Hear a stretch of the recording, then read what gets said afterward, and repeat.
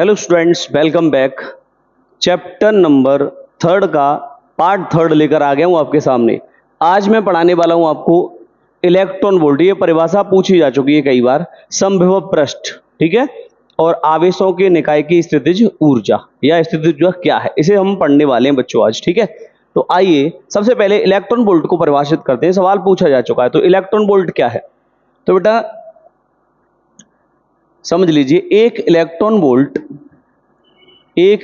Volt वह ऊर्जा है। एक इलेक्ट्रॉन वोल्ट, अभी बताता हूं आपको क्या पूछा गया पेपर में, समझना, ठीक है। एक इलेक्ट्रॉन वोल्ट वह ऊर्जा है जो किसी इलेक्ट्रॉन को 1 वोल्ट का विभवांतर देने पर 1 वोल्ट का विभवांतर देने पर जो किसी इलेक्ट्रॉन को, आप ऐसे कह सकते हैं, जो किसी इलेक्ट्रॉन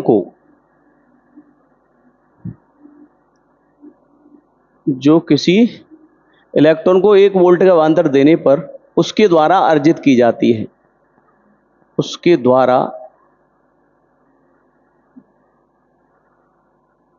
द्वारा अर्जित की जाती है। अर्जित मतलब प्राप्त करी जाती है, अर्जित की जाती है। अब ध्यान देना बेटा, एक इलेक्ट्रॉन वोल्ट वह ऊर्जा है। अब इलेक्ट्रॉन वोल्ट वह ऊर्जा है जो किसी इलेक्ट्रॉन को 1 वोल्ट का विभवांतर देने पर उसके द्वारा अर्जित की जाती है। अब इलेक्ट्रॉन आवेशित कण है, जब उसे पोटेंशियल लगाएंगे तो उसके द्वारा वो इलेक्ट्रॉन गति करने लग जाएगा, ठीक है। यानी कोई 2 बिंदु हैं ये, और इनके बीच में कहीं पे इलेक्ट्रॉन है, यहाँ पर इसे 1 वोल्ट का विभवांतर दे देंगे। इन दोनों बिंदुओं के बीच का विभवांतर 1 वोल्ट है। अब यहाँ से इलेक्ट्रॉन जो जाएगा तो 1 वोल्ट के विभवांतर से त्वरित होगा। जैसे ये प्लस है और ये माइनस पर है, तो ये प्लस और माइनस के कारण इलेक्ट्रॉन इधर से, जैसे अगर यहाँ इलेक्ट्रॉन तो प्रतिकर्षित होकर इधर की तरफ भागेगा, तो जाएगा तो ऊर्जा प्राप्त करेगा। तो ऊर्जा क्या होगी? गतिज ऊर्जा के रूप में। तो इसे परिभाषा दी गई कि एक इलेक्ट्रॉन वोल्ट वह ऊर्जा है जो किसी इलेक्ट्रॉन को 1 वोल्ट का विभवांतर देने पर उसके द्वारा अर्जित की जाती है, ठीक है। समझ में आया बच्चों? अच्छा, तो एक इलेक्ट्रॉन वोल्ट, इसे ईवी से डिनोट करते हैं बच्चों। इलेक्ट्रॉन वोल्ट को ईवी कहा जाता है। इसे ईवी से प्रदर्शित किया जाता है।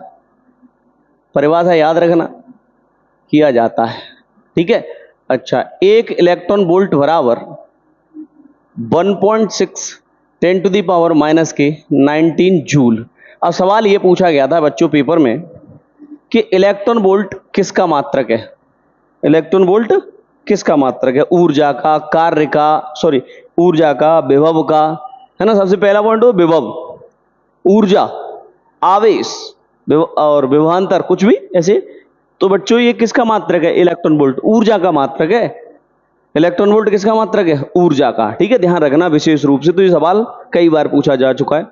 अब हम पढ़ने वाले हैं समविभव पृष्ठ। देखो ये पूरा थ्योरेटिकल पोर्शन था, मैं लिखता तो आप बोर होते, तो मैं पहले से ही लिख दिया है। और समविभव पृष्ठ को समझा देंगे हम, बहुत ही आसान तरीके से समझते हैं बच्चों। समविभव पृष्ठ क्या है इसे समझो, बहुत ही आसान तरीके से समझो, बिल्कुल सिंपल। देखो कैसे, जिसको कभी समझ में नहीं आया उसे आज समझ में आएगा बच्चों। जिंदगी भर नहीं भूलोगे, ये पक्का है, ठीक है। लेकिन ध्यान से आपको समझना होगा इसको। समविभव पृष्ठ किसे कहते हैं? देखो बेटा, वैद्युत, अब जैसे मान लो ये प्लस क्यू आवेश है, ठीक है। अब ये प्लस क्यू आवेश मैं आपको पहले पढ़ा चुका हूं, ठीक है। पहले चैप्टर में मैंने आपको पढ़ाया था। जैसे प्लस क्यू आवेश है, इसके कारण वैद्युत क्षेत्र रेखाएं बाहर की तरफ जाती हैं क्योंकि प्लस है, और ये इधर ऐसे, इधर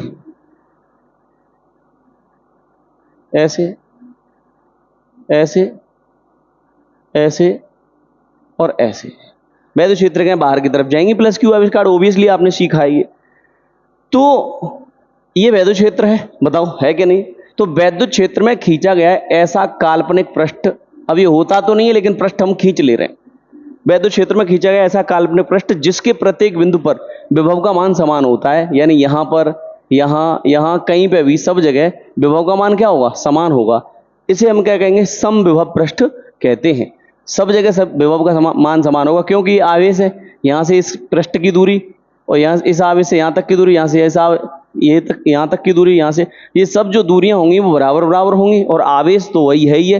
तो आप जानते हैं विभव का फॉर्मूला 1/4 पाई एप्सिलॉन नॉट और Q अपॉन R। अगर इससे विभव आप कहीं पे भी निकालोगे तो समान निकलेगा। समान क्यों निकलेगा? क्योंकि दूरी बेटा यहाँ से समान है और आवेश भी वही है, तो सब विभव का मान क्या होगा? समान। तो वैद्युत क्षेत्र में आवेश है, आवेश अथवा विषमता के चारों का क्षेत्र वैद्युत क्षेत्र कहलाता है। तो आवेश है तो यहाँ वैद्युत क्षेत्र तो है ही है। तो वैद्युत क्षेत्र में खींचा गया ऐसा काल्पनिक पृष्ठ जिसके प्रत्येक बिंदु पर विभव का मान समान होता है, समविभव पृष्ठ कहलाता है। क्या कहलाता है? समविभव पृष्ठ कहलाता है बच्चों। अब ये हो गया समविभव पृष्ठ। अब इसकी विशेषताएं क्या होती हैं ये समझ लो। समविभव पृष्ठ के किन्हीं दो बिंदुओं के बीच विभवांतर शून्य होता है। अब जैसे मान लो यहाँ है और यहाँ, तो विभवांतर जब यहाँ पे भी विभव वही है और यहाँ पे भी सेम विभव है। जैसे अगर यहाँ पे 10 वोल्ट है और 10 वोल्ट यहाँ पर है, भाई विभव तो समविभव सब जगह है, तो यानी यहाँ पे भी उतना ही 10 वोल्ट है, तो दोनों के बीच का विभवांतर क्या होगा? शून्य। तो समविभव पृष्ठ पर किन्हीं दो बिंदुओं के बीच का विभवांतर क्या होता है? शून्य होता है। शून्य होता है। लेकिन अब ये शून्य होता है तो समविभव पृष्ठ के किन्हीं दो बिंदुओं के बीच में आवेश को ले जाने, दो बिंदुओं के बीच आवेश को ले जाने में कोई कार्य नहीं करना पड़ेगा। क्यों? क्योंकि बेटा कार्य बराबर होता है, W बराबर होता है V इंटू Q। अब आप विभवांतर लेंगे तो इन दोनों के बीच, जैसे मान लो किसी आवेश को यहां से यहां लेके जाना है, तो दोनों के बीच का विभवांतर क्या है? डेल्टा V निकालेंगे, क्या है? 0। तो विभवांतर है 0 और आवेश को लेके जाना है तो कार्य क्या करना पड़ेगा? 0। तो दो समविभव पृष्ठ के दो बिंदुओं के बीच में आवेश को ले जाने में कोई कार्य नहीं करना पड़ता। ठीक है, तो ये हो गया इसका दूसरा पॉइंट।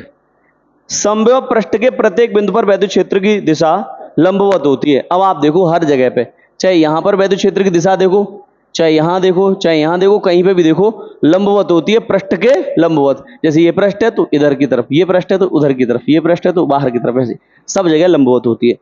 क्या समविभव पृष्ठ समझ में आया बच्चों? अगर नहीं आया है तो आप कमेंट करके मुझे जरूर बताइएगा। ठीक है, अगर वीडियो अच्छा लगा है तो लाइक जरूर करें, शेयर करें। बेटा बहुत मेहनत लगती है एक वीडियो बनाने में। आगे देखें, वैद्युत स्थितिज ऊर्जा। यह आपसे पूछे आवेशों के निकाय के कारण, दो आवेशों के निकाय के कारण, या आपसे ऐसे पूछे, क्या पूछे बच्चों? दो आवेशों के निकाय के कारण वैद्युत स्थितिज ऊर्जा। ये भी हो सकता है यहां से, है ना, ऐसे भी पूछ सकते हैं और ऐसे भी पूछ सकते हैं। दो आवेशों के निकाय के कारण वैद्युत स्थितिज ऊर्जा। तो पहले आप ये समझो बेटा, जैसे कोई प्लस क्यू आवेश हो या माइनस क्यू आवेश हो, तो आवेश एक दूसरे को क्या करते हैं? प्रतिकर्षित करते हैं और आकर्षित करते हैं। जैसे प्लस प्लस का होगा तो प्रतिकर्षित करेगा, माइनस माइनस का होगा तो प्रतिकर्षित करेगा, और एक प्लस का एक माइनस का है तो आकर्षित करेगा। तो आवेश क्या करते हैं? एक दूसरे को आकर्षित और प्रतिकर्षित करते हैं। तो इसी बात को मद्देनजर रखते हुए हम ये कहें कि जैसे मान लो कोई दो आवेश है, एक ये आवेश है और एक ये आवेश है, तो दोनों को पास लाएंगे एक दूसरे के, या एक को पास लाएंगे इसके, तो कार्य तो करना पड़ेगा। क्यों? क्योंकि भाई ये दोनों प्रतिकर्षित कर रहे हैं मान लो, और दोनों माइनस माइनस के तब भी प्रतिकर्षित करेंगे। दूर ले जाएं या पास ले जाएं, जब दो आवेशों को पास लाया जाता है या दूर ले जाया जाता है तो कुछ कार्य करना पड़ता है क्या नहीं? जब दो आवेशों को पास लेके आएंगे या दूर लेके जाएंगे तो कुछ कार्य करना पड़ेगा, जो उस निकाय में, निकाय का मतलब समझ रहे हैं, ये सिस्टम बना हुआ है, ये आवेश है कि ये आवेश है, निकाय, ये एक बॉडी है। जैसे ये मार्कर है, इसमें ये पिन लगी, इसका जो निब है ये वाला पतला वाला, ये मोटा वाला, इसकी जो बॉडी है, ये पूरा निकाय बना रहे हैं। अगर इसमें से कोई एक चीज ना हो तो, मतलब ये पतला वाला नहीं है मान लो, तो इधर से लिखना बंद हो जाएगा, है ना। जैसे ये पेन होता है, पेन में रिफिल होती है, रिफिल का आगे वाला सिस्टम हटा दिया जाए तो निकाय काम नहीं करेगा। तो पेन पूरा निकाय है, कोई भी चीज एक निकाय होती है अपने आप में। तो जैसे ये दो आवेश हैं, दो आवेश मिलकर के निकाय बना रहे हैं, ठीक है, सिस्टम बना रहे हैं। तो हमने कहा थोड़ा सा इसके बारे में समझ लेते हैं। तो आवेशों के निकाय के कारण स्थितिज ऊर्जा उस कार्य के बराबर होती है जो उन्हें अनंत से पास लाने में करना पड़ता है। जो उन आवेशों को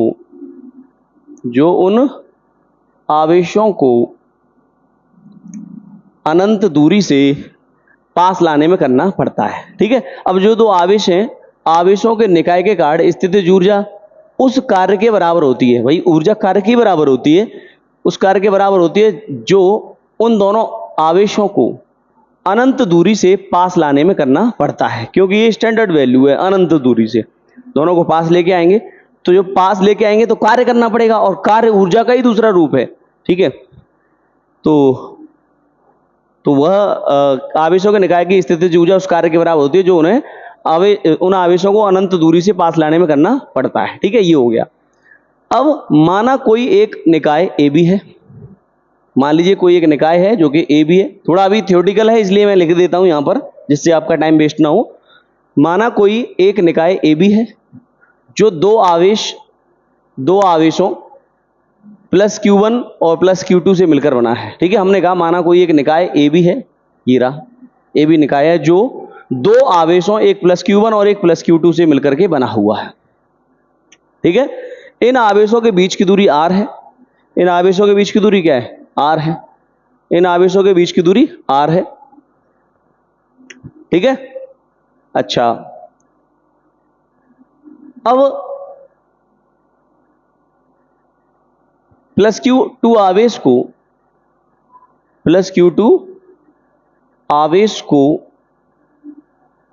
अब देखो यहां ऊर्जा निकालेंगे इसकी, तो प्लस Q2 आवेश को बिंदु B पर न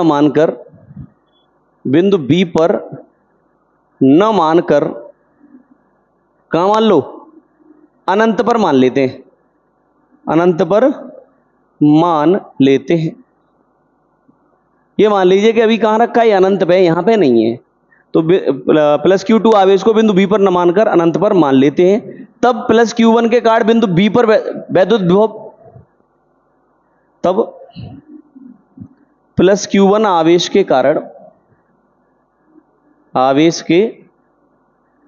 कारण बिंदु B पर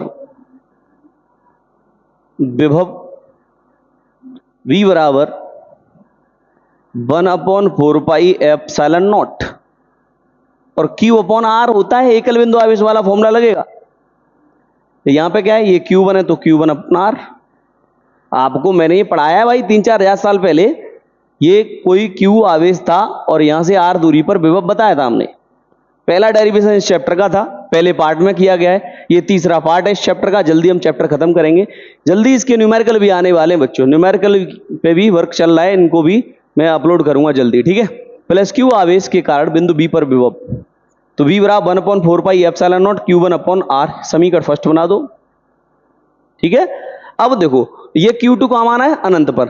अब Q2 को अनंत से बिंदु B पर लाने में किया गया कार्य W हो, यदि प्लस Q2 आवेश को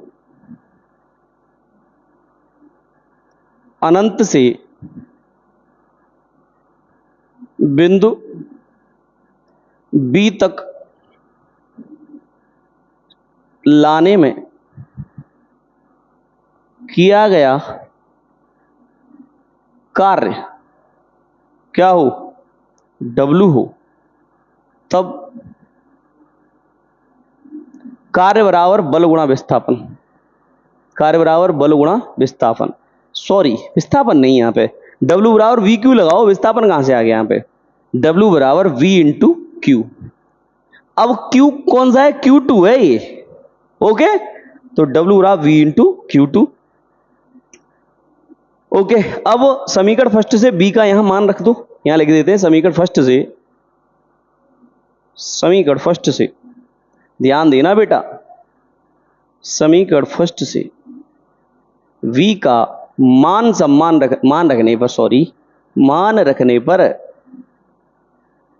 रखने पर भाई साहब, तो W बराबर V की वैल्यू 1/4πε0।